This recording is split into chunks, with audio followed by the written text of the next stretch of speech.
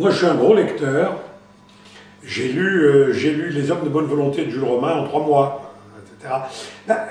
Dans la journée, on n'a pas beaucoup de temps de discuter, parce que dans la journée, on se lève, on petit déjeune. S'il y a eu harcèlement dans la nuit, et c'était quand même au minimum une nuit sur 2, il fallait eux aussi qu'ils récupèrent, hein, mais c'était au minimum une nuit sur 2, quelquefois plusieurs nuits de suite, quand ils avaient des nouvelles troupes ou un truc comme ça. On allait au résultat. Aller au résultat, tu vois tout ce que ça représente et tout, pour aller sur place, prévenir les mecs qui soient prêts à tirer, on allait, il fallait vérifier ce qui se passait. Moi je faisais des rapports quotidiens, donc tout noter bien le plus précisément possible, l'importance des dégâts, ce que nous on pouvait faire et ce que les électros devraient faire. Dès que le barrage avait été déchiqueté, 9 fois sur 10 par nous.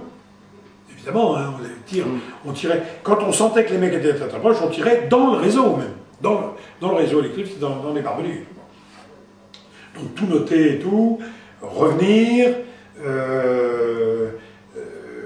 faire mon rapport, etc.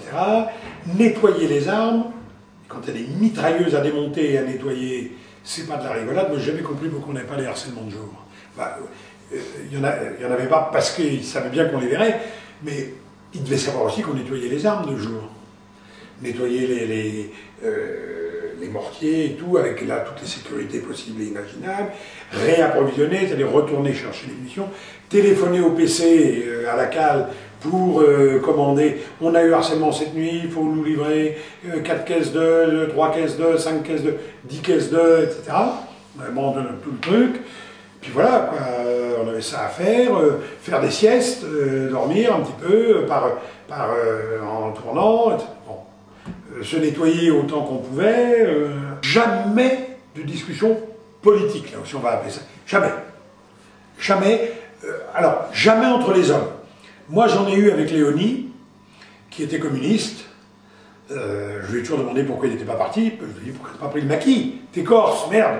T'es corse et t'es communiste. Pourquoi t'as pas pris le maquis? Là t'es vraiment con.